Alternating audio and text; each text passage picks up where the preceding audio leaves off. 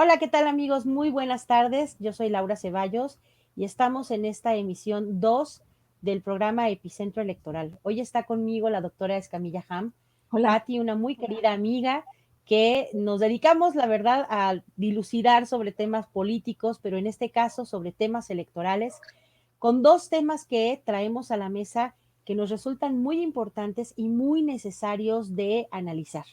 La doctora Escamilla Ham es experta en seguridad nacional y se dedica a temas de verdadera importancia en la relación bilateral México-Estados Unidos, pero también es activista del voto y de la promoción del voto y del derecho electoral.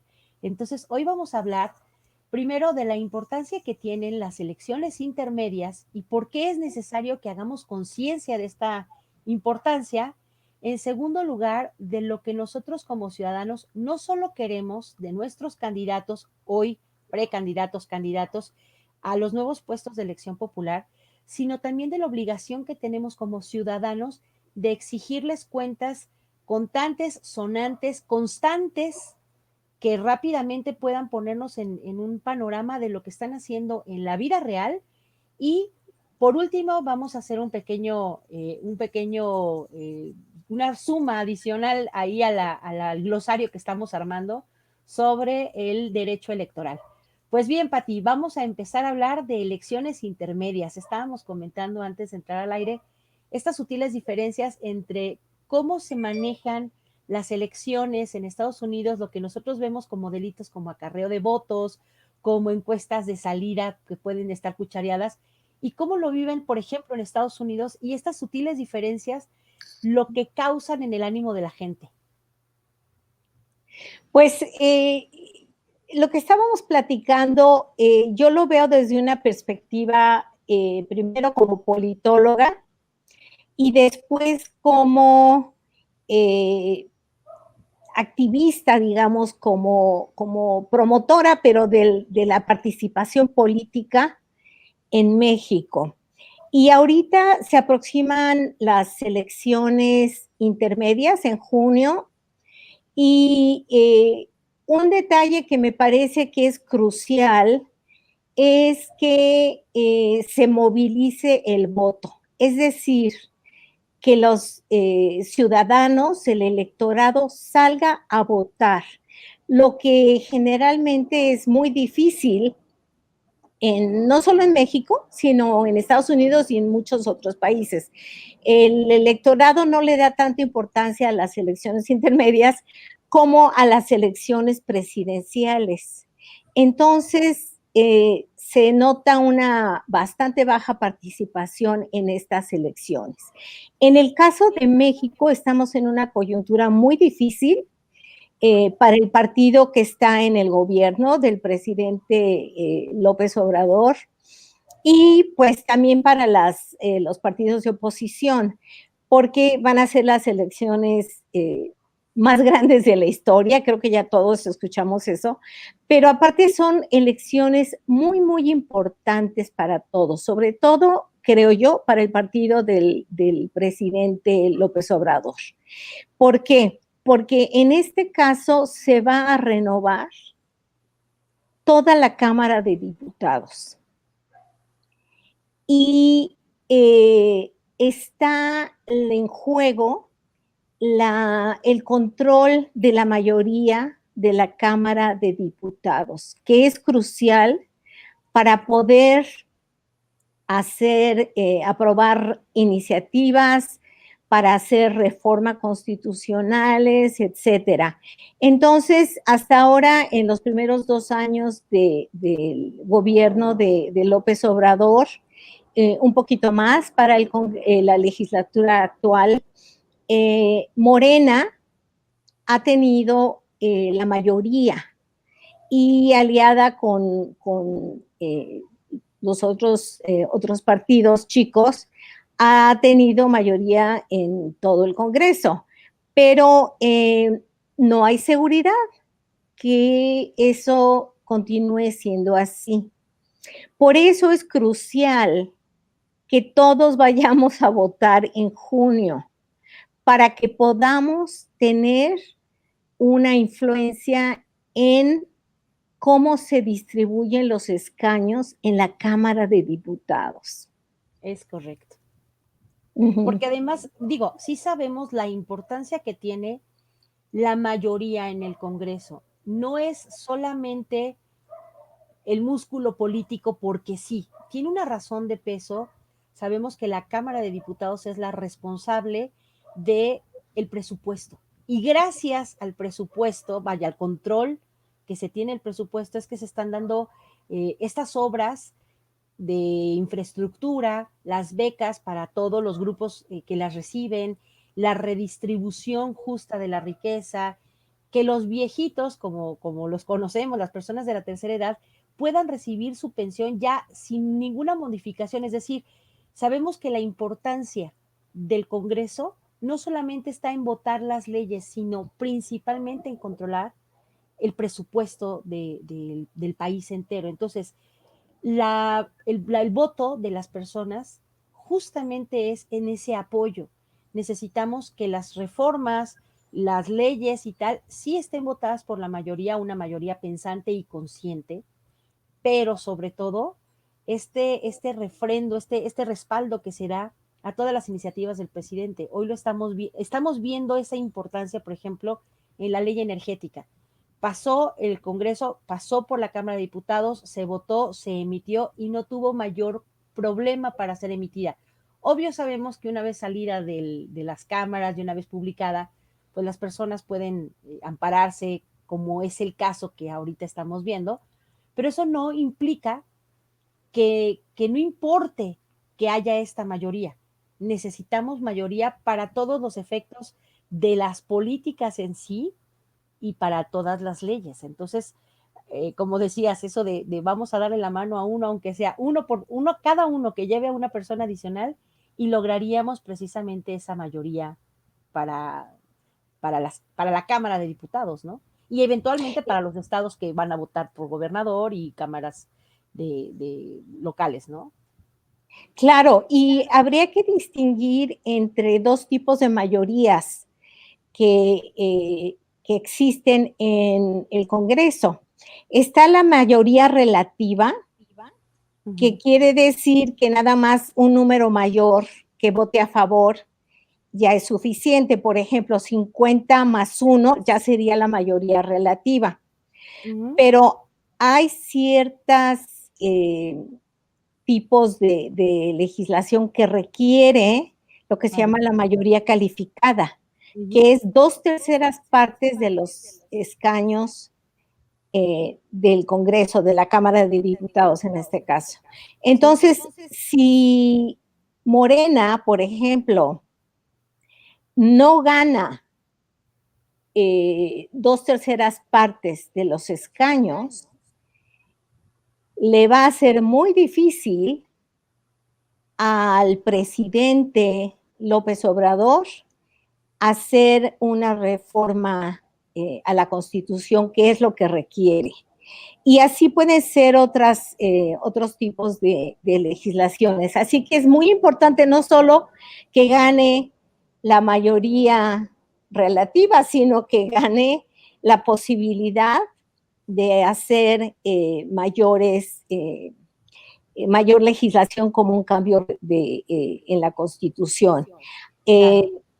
Ahorita oí a Mario Delgado que había dicho que había la posibilidad de que ganaran casi una mayoría calificada, pero no. Con todos los votos que calculan que pueden ganar, creo que les faltarían 3.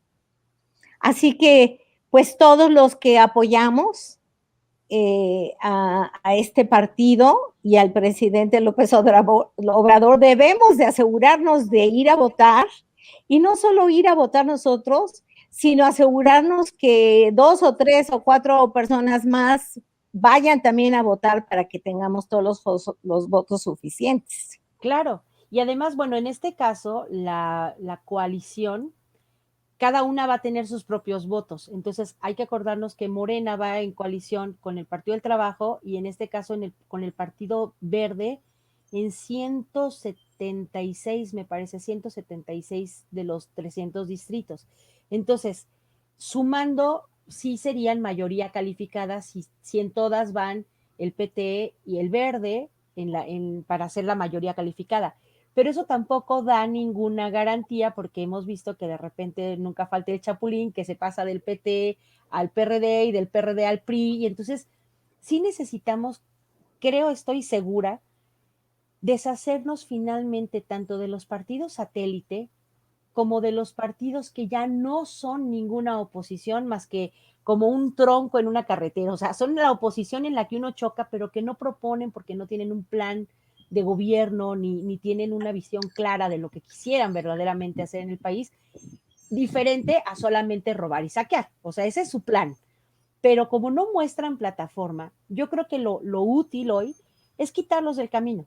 Un árbol que está caído en la carretera, nada más sirve quitarlo del camino, hacerlo trocitos, barrer y que siga circulando el tránsito vehicular. En este caso creo que sí es urgente votar todo Morena, así como hicimos en el 2018, votar todas las boletas que nos den porque seamos una mayoría otra vez para demostrarles que ni siquiera el 2% que tienen o 3% que tienen que mantener o que tienen que ganar para mantener sus registros, son capaces de tenerlo. Entonces, esta es una muy buena oportunidad para además de ganar la mayoría, deshacernos de pues de este lastre, ¿no?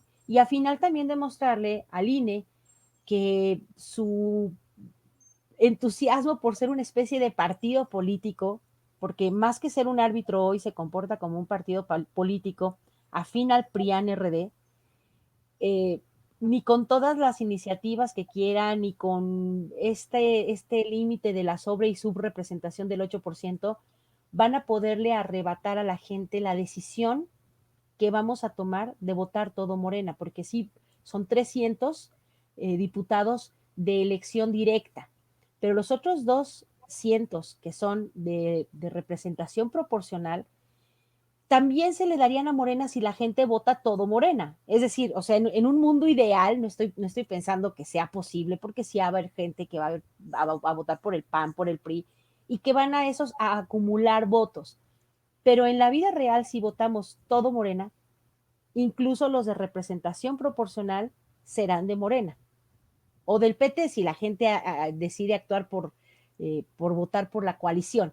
Pero en este caso yo creo que incluso los representantes de esta idea de que nadie los vota, también los votaríamos nosotros por votar Morena, ¿no? A ver, déjame ver si te entiendo. Entonces, lo que estás diciendo que sería más útil y más estratégico para los que somos partidarios de Morena y del partido del presidente López Obrador sería poner la X en todo donde sea Morena, todos los candidatos de Morena, diputados federales y diputados de representación proporcional, y luego también bajarnos a nivel local, estatal. Sí, por ejemplo, Ajá. tú que vives en la Ciudad de México, tú vas a Uh-huh. votar por alcalde, Sí, por Cámara de Diputados local, por diputado federal, y entonces en todas tus boletas votarás Morena si es tu decisión.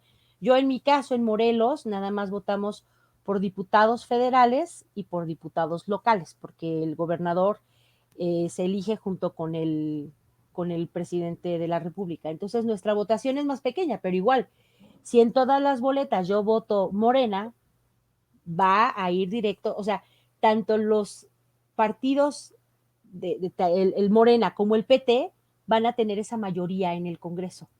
Si dijéramos, vamos a hacer un mundo ideal, hay 1 millón de personas y de ese 1 millón de personas hay 5 partidos y 800,000 deciden votar por Morena y 200,000 por el PT, los otros partidos no tendrían ni un solo voto, entonces, ¿dónde le puedes dar una representación proporcional al PAN?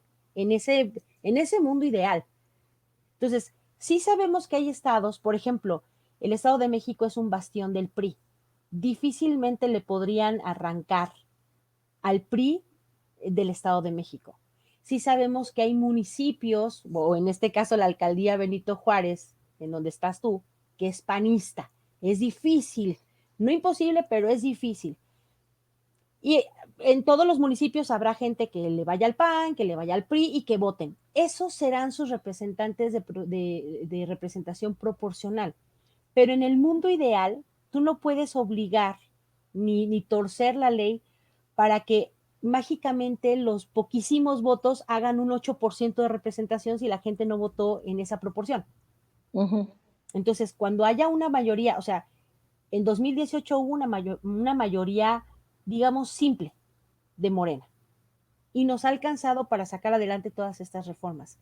Pero si en 2018 que la gente todavía no tenía tan vistas las mañas del PRIAN, porque todavía no se descaraban como lo han hecho hoy, aliándose en un contubernio realmente lamentable con el PAN y con el PRD y el PRI, la gente cada vez menos confía en ellos. En las encuestas de las semanas antepasada, la gente si votara individualmente por el PRI o por el PAN, tendrían un 20, un 30% de aceptación entre la gente que votara por ellos.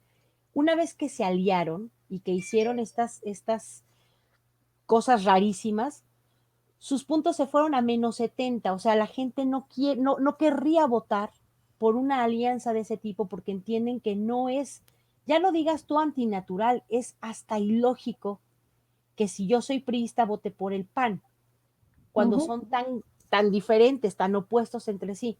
Entonces, en estos meses la gente se ha dado cuenta de este juego perverso que tienen y la gente cada vez está poniendo más en duda votar por ellos. No va a ser un voto de castigo como se trató de hacer en 2018, pero sí, muy probablemente la gente tome otra decisión. Y los que estaban dudosos en 2018, muchos se han convencido, mucha gente de la tercera edad, muchos muchachos que están recibiendo beca, no van a votar por el PRI, evidentemente. Entonces, a ver, es importante lo que estás diciendo porque esto a nivel federal, todo México va a votar por los diputados federales, pero nada más vamos a votar por 300 diputados, ¿verdad? O sea, los diputados, 200 que son de representación proporcional, no los votamos nosotros. Sí los votamos indirectamente. Indirectamente. Porque tú votas, todas las boletas que tú emitas serán para Morena. Cuando hacen la división de los 200 plurinominales, dicen, mira, el 73%, por decirte un número, votó por Morena. Bueno, pues de esos 200 asientos en el Congreso, yo le voy a dar el 73% a Morena. Claro. Entonces, aparte de los 300 que ya son de representación. Y que sí votamos cada uno. Podemos tener el 73% a lo mejor de Morena, claro, y el otro 26% del PT y el 1% del Partido Verde, y automáticamente si el Partido Verde no alcanza el 3%, aunque vaya en coalición, pierde el registro, como pasó con el Partido Encuentro Social aquí en Morelos, que es el que impulsó la candidatura de Cuauhtémoc Blanco. Él ganó la gobernatura, pero como no alcanzó el porcentaje mínimo requerido por la ley, perdió su registro. Entonces ya no tiene ese partido. Y ya no tiene ese partido. Entonces, bueno, entonces, exacto, entonces eso, al votar por nuestro candidato federal, digamos, al votar por Morena, Morena va a ganar un cierto porcentaje del voto. Y en base a ese porcentaje, le van a tocar un cierto número de escaños de representación proporcional. Es correcto. Ahora, nosotros en teoría, bueno, el votante no va a decir a qué candidatos de ese partido le van a tocar. Ahí sí no los conocemos. Esos votos. Lo que sé yo que se hace es que los partidos elaboran una lista, por decirte, del 1 al 20, y ponen los nombres, rellenan los huecos. Sí, Entonces, a la hora de que les avisa el INE que ganaron, por decirte, 10% de los 200 eh, escaños de representación proporcional, ellos van a tener 20 escaños. así es. Y entonces lo que van a hacer es que de su lista van a nombrar a los primeros 20. Es correcto. Así justamente. Entonces, exacto, entonces hay partidos, no sé, el PRI, por ejemplo, que a lo mejor tiene una lista de 100 posibles aspirantes, digamos. Ujú, Pero los más importantes que de alguna forma determinaron que son los que quieren que sean, por ejemplo, el PAN podría haber puesto, puede poner a Margarita Zavala en el claro, número 1 sí, para asegurarse que a Margarita le toque un escaño de representación proporcional. claro. Sin embargo, a lo mejor hay aspirantes que son de la sociedad civil, de alguna ONG, que el PAN les prometió que sí los van a poner en la lista, pero los pusieron en el número 100. Entonces Claro. sabemos que a esos nunca les va a tocar nada. Entonces ahí es donde los partidos juegan con sus influencias ¿no? Y se asignan entre Sí, los más influyentes, se asignan esos puestos y sí, van a ser los que se van a ir al Congreso a formar parte de los 200 diputados de representación proporcional. ¿Sí? es correcto. ¿Sí? Así de Ok. sencillo, justamente así es de sencillo. A la hora, o sea, las cuentas nos parecen un poco complicadas, pero a la hora de la Uh-huh. hora es eso. Si tú votas por el PAN, o votas por el PRI, o votas por el PRD, en tu boleta, al hacer la sumatoria nacional, dicen, ah, mira, ese tuvo el 3% de votación. Ese número, el 3% de los 200 plurinominales es el que le toca a este partido. Y es al que ponen según sus listas. En efecto, como tú lo Uh-huh. acabas de resumir perfectamente bien. Entonces, por eso es importante que vayamos y votemos todo Morena. O si en un momento dado la gente dice, oye, ¿sabes qué? Mira, el candidato de mi delegación o de mi... No es de todos mis encantos, porque a lo mejor si ahora es de Morena, pero antes estuvo en el PAN o estuvo en el PRI, pero el del PT sí me gusta, y la gente puede votar porque al final de cuentas es una coalición. Ellos están coaligados.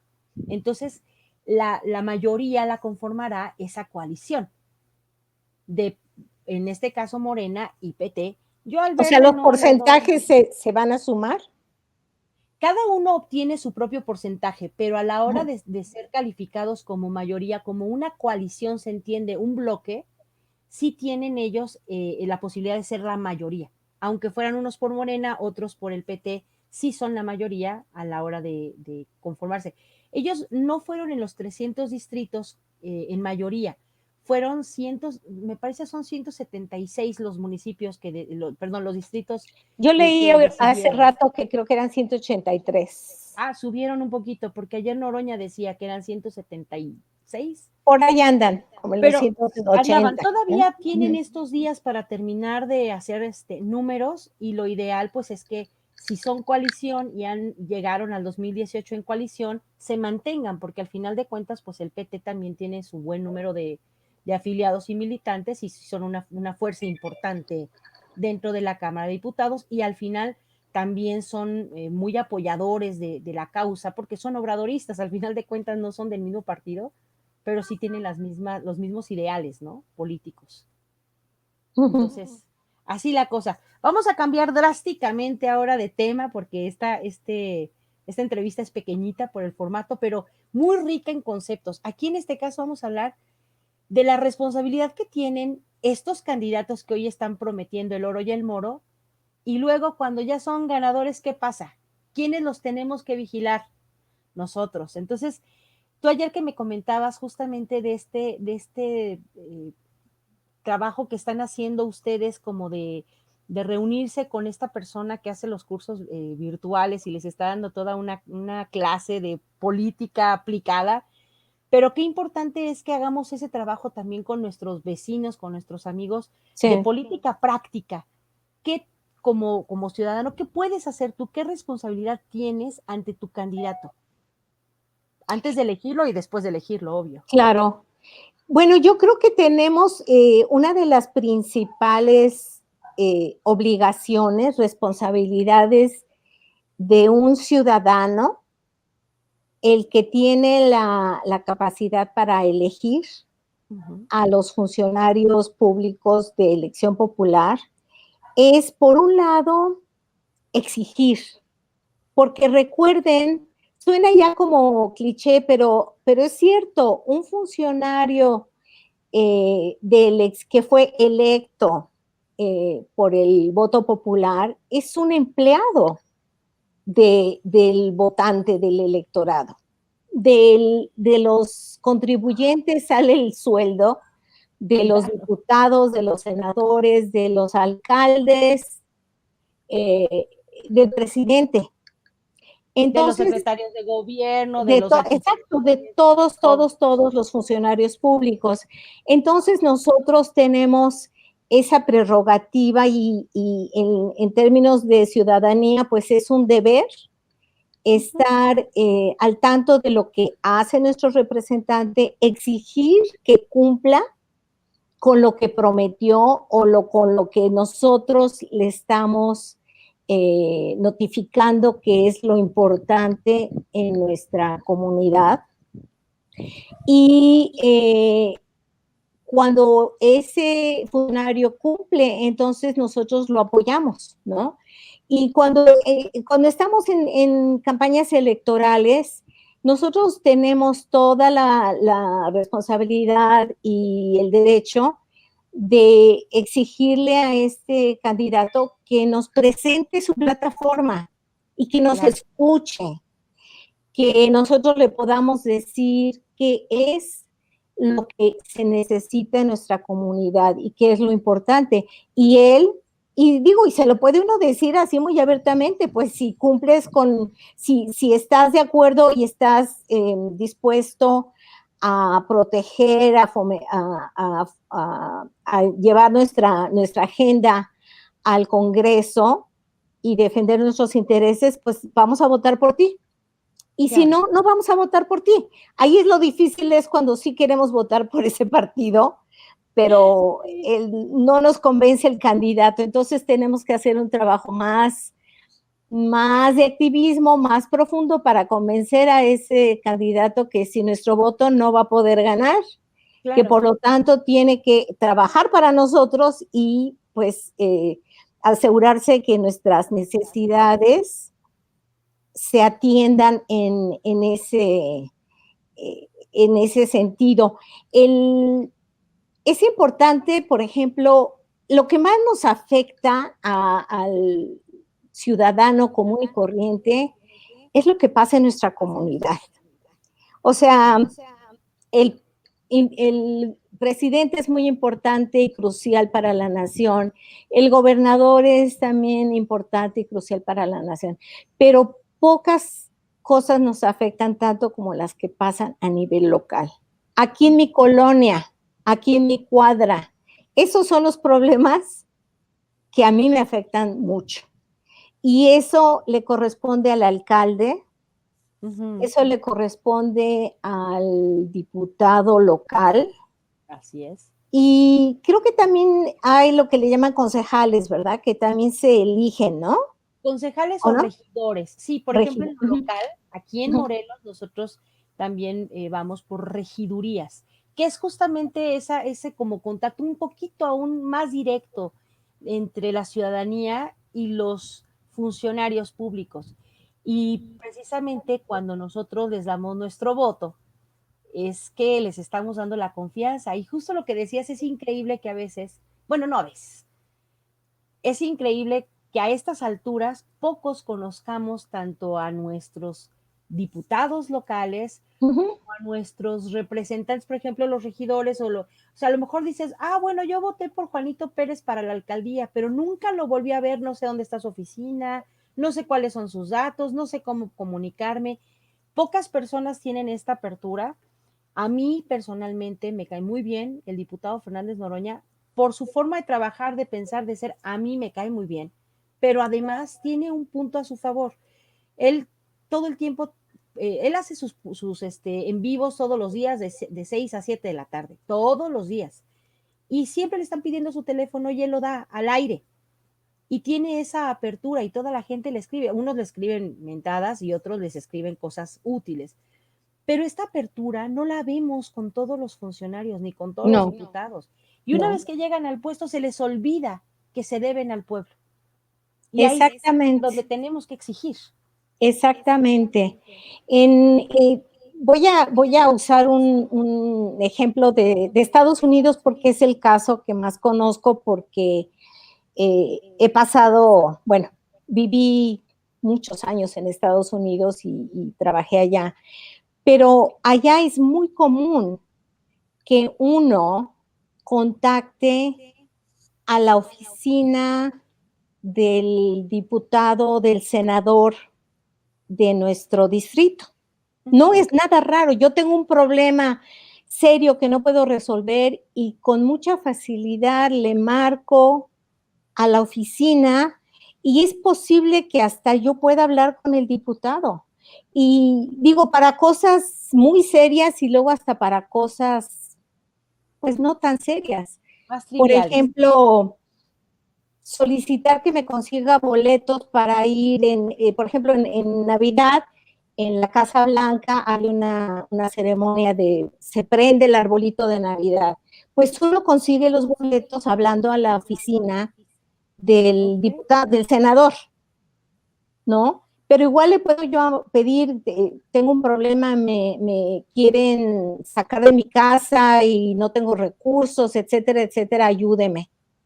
Entonces, aquí en México deberíamos de hacer lo mismo. ¿Por qué? Porque los diputados y supongo que los senadores también tienen una partida asignada para tener una oficina en su distrito, para atender a sus representados. Claro. Yo no sé dónde está ni siquiera, la verdad te voy a confesar, no sé ni quién es el diputado de mi distrito, ni dónde, si tiene oficinas o algo. Al alcalde lo conozco por foto, es un alcalde panista porque ha pegado letreros con su foto y con su signo del PAN en todos los parques, las calles están llenas de su publicidad. De letreros azules y con el nombre del alcalde. Ahí veo su foto, pero digo, así que lo haya visto en alguna ocasión personalmente, nunca. Claro. Nunca. Fíjate, yo ayer te comentaba que tengo un problema de agua de hace 19 días que no tenemos agua. Lo ideal sería que yo a mi diputado le dijera, oye, gestiona, busca qué es lo que está pasando. Hoy tuve que ir, desde las 8 de la mañana llegué, me atendieron a las 9. Fui la primera, pero tuve que esperar una hora porque no llegaba el ingeniero encargado. Me atendió con pausas porque contestó llamadas, porque revisó correos, porque me enseñó el mapa donde están y me platicó todo lo que ocurre. Le pedí que quiero hacer una gestión vía transparencia y saber cuál es el estado del cobro, a dónde se distribuye, porque me explicaba que ellos existe una deuda de luz de hace muchos años. El propio Cuauhtémoc Blanco se quejó de ese adeudo cuando Graco era el gobernador. Y estamos en la misma, pagan y pagan, pero de todas maneras llega CFE y quita las cuchillas de luz de los pozos, entonces no pueden servir agua, entonces de todo, lo peor es que nosotros los usuarios somos los afectados. Entonces me dijo que fuera a la oficina de transparencia, primero me atendió la directora del ZAPAC, que es el Sistema de Agua Potable de Cuernavaca, y luego ya me atendió la señorita de transparencia, me enseñó cómo entrar a la página para poder hacer una solicitud y todo, pero esto lo tendría que estar haciendo mi diputado, porque al final de cuentas el agua es un bien para todos los ciudadanos de esta colonia y de todas las que están sin agua desde hace días y semanas. Entonces, esa cercanía con el diputado no existe, ni lo conocemos. Y de alguna manera los responsables, los culpables sí somos nosotros. Pues lo importante aquí sería saber cómo un ciudadano común y corriente como nosotros podemos, por un lado, estar al tanto de lo que está haciendo nuestro diputado o nuestro alcalde o nuestro diputado local, ¿no?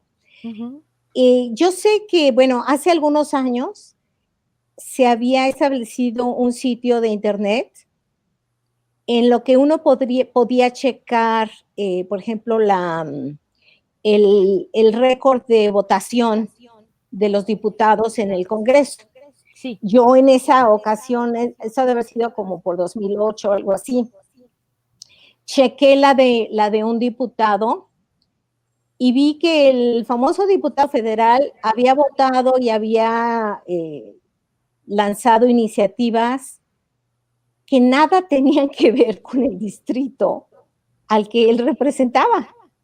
O sea, él ganó el voto en el distrito y no se volvió a aparecer en el distrito. Y estaba trabajando en el Congreso, pero trabajando pues para otros, porque ni siquiera estaba involucrado en los temas importantes del distrito, ¿no? Entonces, no sé si eso exista o si podamos entrar, por ejemplo, que a la Cámara de Diputados para checar a ver qué está haciendo, o sea, si a mí, por ejemplo, me interesa el tema de agua, puedo hablar, puedo checar a ver si está haciendo algo por el agua, etcétera. Eso sí, se puede Hay hacer. una parte, sí, justamente, y viene cuáles son, por ejemplo, las iniciativas que ha lanzado el diputado X, si ha votado a favor, en contra, si ha establecido alguna especie de alianzas con otros partidos para lograr votaciones. Todo eso viene en las estadísticas de la página de la Cámara de Diputados. Eso sí es posible, pero también es un muy buen mecanismo para que nosotros nos demos cuenta de lo que están haciendo, si están haciendo lo que tienen que hacer por mandato nuestro, o se están haciendo tarugos y se están haciendo amigos de los contrarios para amolarnos a nosotros el pueblo, ¿no? Claro. Bueno, y esto es muy importante ahorita que va a haber reelección, ¿no? Va a haber reelecciones por primera vez. Entonces, reelecciones ya inmediatas, porque sí había inmediatas. Antes, sí, antes había que esperar otro turno, ¿no?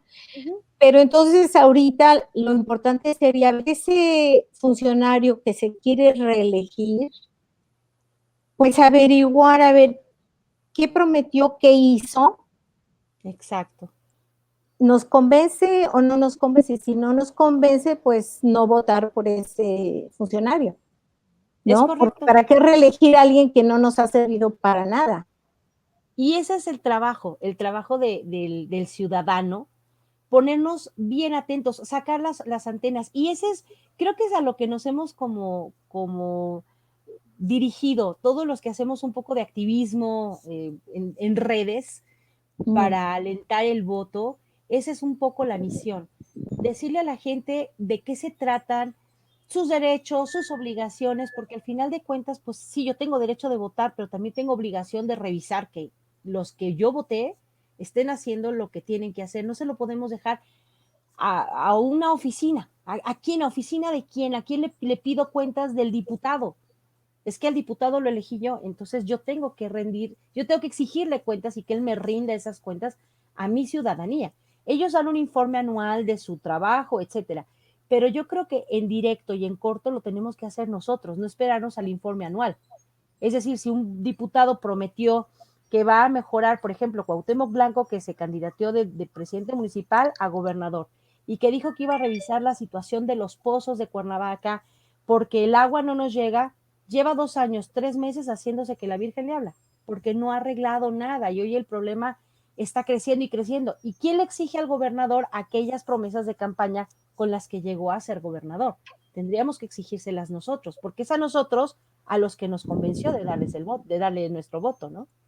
Claro, claro. Ahora, también hay un tema importante en esto de las elecciones a cualquier nivel, y ese es el de que tengamos suficiente información accesible sobre los candidatos. Exacto. O sea, saber cuál es su plataforma, o sea, qué ofrecen, y conocerlos en ese sentido, porque este junio vamos a tener que votar por muchos puestos de elección popular. Entonces, lo ideal sería que no fuéramos a votar sin siquiera saber quiénes son los que están en la boleta. Pues sí. ¿no? Entonces, saber, por ejemplo, que, pues no sé, en mi caso yo lo pongo, o sea, el alcalde de aquí se quiere reelegir.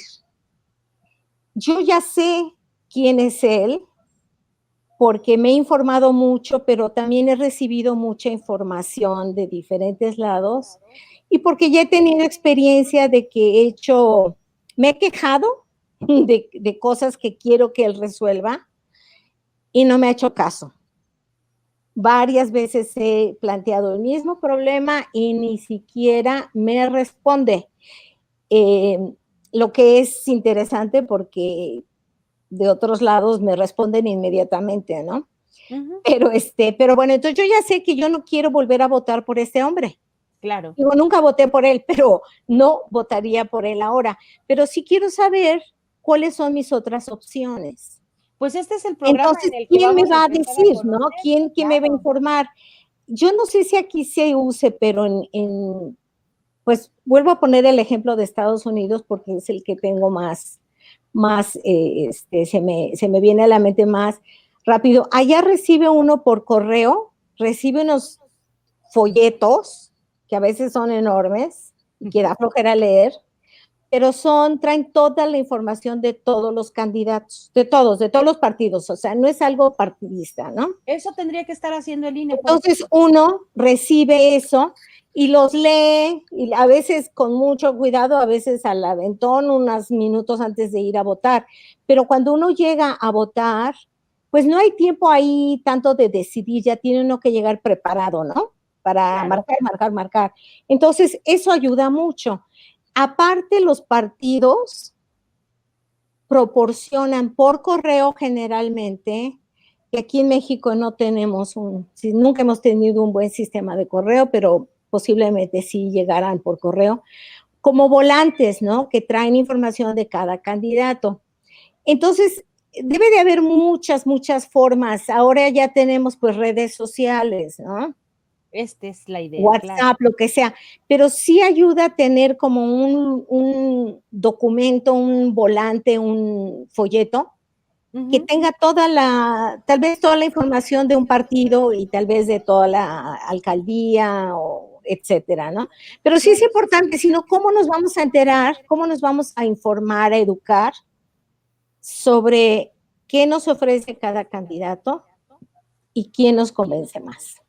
Pues aquí modestamente vamos a hacer un poquito ese trabajo. A lo mejor no nos da tiempo de presentar a muchísimos porque tenemos limitado, pero a lo mejor sí podemos empezar a hacer cápsulas de conoce a tu candidato, Ah, sí. que nos digan, sobre todo porque digo, yo me puedo limitar a los que están en Morelos porque es donde vivo y con la pandemia no podemos salir a muchos lados, pero la gente sí nos puede decir, oye, en mi ciudad, en mi distrito están fulano, sutano y perengano. Y hacer cápsulas pequeñas de quiénes son, de dónde vienen y qué están ofreciendo, porque eso es lo que hemos estado exigiendo y ellos tienen obligación y derecho de mandar se les llama franquicia, a los votantes sus resúmenes, sus biografías, qué sé yo, pero no tenemos todavía esa cultura de exigirlo. Pero nosotros como redes sociales sí podemos hacer este trabajo pues yo los invito a todos a que me manden ahí en el Twitter, en DM, mándenme los nombres de sus candidatos y empecemos a conocerlos por ahí. Y bueno, ya para cerrar, porque casi se nos acaba el tiempo, vamos a hacer una contribución al glosario que estamos armando. Habíamos dicho la vez pasada que la nacionalidad justamente es el vínculo jurídico por el que una persona, más bien que una persona tiene al nacer en un determinado país. Y la ciudadanía es aquella categoría, esa condición que adquieren las personas que son, en este caso, de nacionalidad mexicana, al cumplir 18 años y tener un goce pleno de sus derechos. Pero además, esos derechos son para ser votado y para votar. Entonces, eso ya lo habíamos platicado. Lo que vamos a introducir hoy es, ¿se puede perder la ciudadanía y se puede perder la nacionalidad? La ciudadanía sí se puede perder cuando una persona decide cometer un delito y sus derechos de ciudadano se le suspenden. Es decir, una persona que está privada de su libertad por un proceso penal es automáticamente suspendida en sus derechos, no puede votar, pero tampoco obviamente puede ser votado. Pero ningún nacional, ninguna persona puede perder su nacionalidad. Un mexicano nacido en México no puede perder su nacionalidad, ni puede tampoco renunciar a ella. Los únicos que pueden perder la categoría de nacionalizados son las personas de otros países que han decidido volverse nacionalizados mexicanos y adquieren una tercera nacionalidad, se hacen pasar como extranjeros con otro pasaporte. Si ya se nacionalizaron mexicanos, no pueden tener un pasaporte de España, por ejemplo, o de Francia. Si utilizan ese pasaporte para trasladarse, si aceptan títulos nobiliarios o si se someten a un estado extranjero, o si bien una vez habiéndose nacionalizado mexicanos, residen 5 años en otro país. Pero en México solamente se puede suspender los derechos ciudadanos por la comisión de un delito, o bien si una persona decide prestar voluntariamente sus servicios o funciones oficiales a otro gobierno sin el permiso del país. Es decir, tienen que pedir permiso para poderse desempeñar como funcionarios en otro país. O bien, si también deciden recibir condecoraciones, también pueden perder sus derechos de ciudadanía y se les revoca su opción de ser votados y de votar en las siguientes elecciones. O bien, si ayudan en contra del propio país a un extranjero o a un gobierno extranjero en una reclamación diplomática en tribunales internacionales, es decir, que litiguen a favor de otro país y en contra de México. O bien, o sea, imagínate tú, pues estás haciendo un acto Estoy de pensando traición a la patria. en varios casos que conozco aquí en México. Me los puedo imaginar. O bien, por último, si por falta de cumplimiento sin causa justificada de cualquiera de las obligaciones que impone el artículo 36, que son las obligaciones de votar, y esa suspensión dura un año entero sin que tú puedas ejercer tus derechos de ciudadanía. Entonces, las personas que cometen delitos de traición a la patria o delitos penales se pueden ver afectados en su condición de ciudadanos. Y los nacionales, nada más en el caso de las personas que son naturalizadas mexicanas y que voluntariamente hacen uso de las otras nacionalidades que puedan llegar a tener o adquirir para presumirse de otro estado. Entonces, esa es nuestra contribución al glosario. Y con esto cerramos, querida Patti. Un comentario final y tus redes sociales, por favor. Pues nada más que fue muy interesante, he aprendido bastante y creo que estoy más preparada que antes, que ayer, para votar y sobre todo pues para tratar de movilizar el voto. Ya vi lo importante que es. Yo estoy en Twitter y soy arroba, se los voy a leer, decir de un jalón y luego se los deletreo, arroba pham33 y es arroba p de Patricia, a m de María 33. Eso, muy bien. ¿Sí? Pues amigos, sigan a la doctora Patti porque la verdad es que tiene comentarios muy punzantes, sobre todo cuando se trata de situaciones de seguridad nacional. Es una doctora que en otra ocasión vamos a explicar de quién ha sido maestra, porque no saben ustedes de quién ha sido maestra. Hay que presumir la cosa. Exactamente. Pues, muchas gracias por acompañarnos esta tarde con esta interesantísima Perdón, hay algunos de los cuales estoy orgullosa y hay algunos de los cuales realmente me arrepiento. No, pero vamos a hablar después de los que Otro día platicamos de eso. Claro que sí. Pues muchísimas gracias por acompañarnos, por seguirnos. Recuerden, estamos en Twitter como @PHHAMM33 y @CeballosLaura. Y recuerden, amigos, también estamos en todas las redes sociales a través de Sin Línea MX, en Facebook, YouTube, Twitter, Instagram, TikTok y las que se dejen. Síganos, denle like a este video, compártanlo y muchas gracias por seguirnos. Hasta la próxima. Hasta luego, buenas tardes.